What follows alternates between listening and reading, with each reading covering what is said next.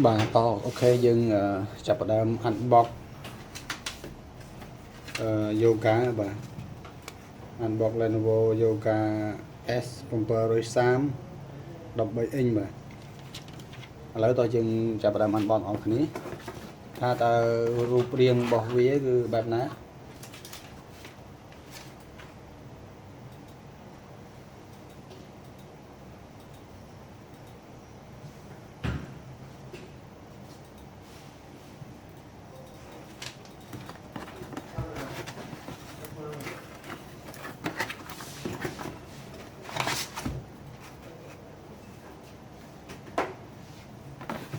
អូហូបាទនេះ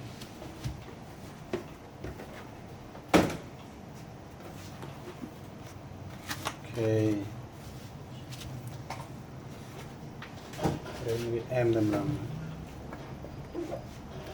បាទនេះ Yoga បាទ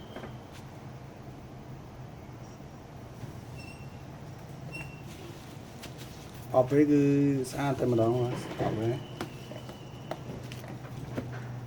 តោះយើងអូទាំងអស់គ្នាបាទអូទាំងអស់គ្នាវ៉ាវមានសមមកច្រើនទៀតបាទ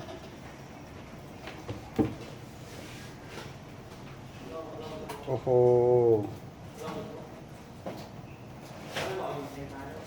បាទឥឡូវយើងឆែកប្រអប់វាតែម្ដងបាទតើក្នុងប្រអប់នោះវាមានអីខ្លះក្នុងប្រអប់នេះមានក្តាស់ណែនាំបាទក្តាស់ណែនាំមកវាទេមាន adapter បាទនេះ adapter របស់វាខាងសា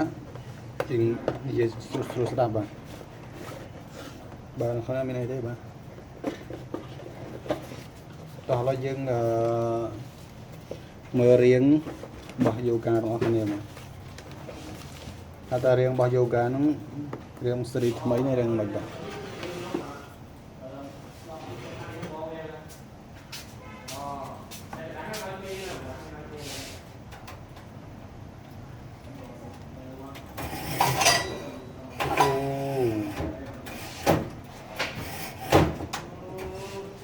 កុបសារីបាទវ៉ាវ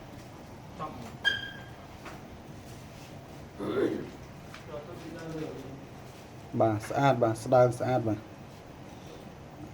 គឺសេរីក្រោយរបស់ Yoga បាទចំនួនទី10ហើយបាទខក ISO វិញទេបងប្អូនបាទនេះខក ISO វិញបាទខក ISO វិញបាទ Yoga នេះបាទ Yoga បាទ Yoga 730បាទហើយកែមរបស់វាគឺកែមអេក្រង់របស់វាគឺពេញតែម្ដងបាទកែមអេក្រង់របស់វាហើយយើងមើលកែមអេក្រង់របស់វាគឺ full តែម្ដងបាទហើយសម្រាប់បងប្អូនដែលយកកាន់តាមខ្លួនដាក់តាមខ្លួននេះបានបាទនេះបាទនេះទម្ងន់វាប្រហែលជាប្រមាណខាំបាទ 4-5 ខាំប៉ុណ្ណឹងបាទ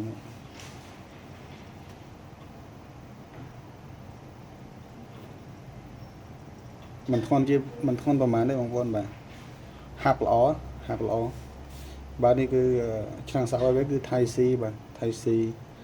ហើយរន់កាសមកវាបាទកាសវា Type C មានចំនួន3តែម្ដងបាទ Type C យើងឆាច់ថ្មខាងនេះក៏បានបាទនេះកន្លែងឆាច់ថ្មបាទ Type C នេះខាងនេះ Type C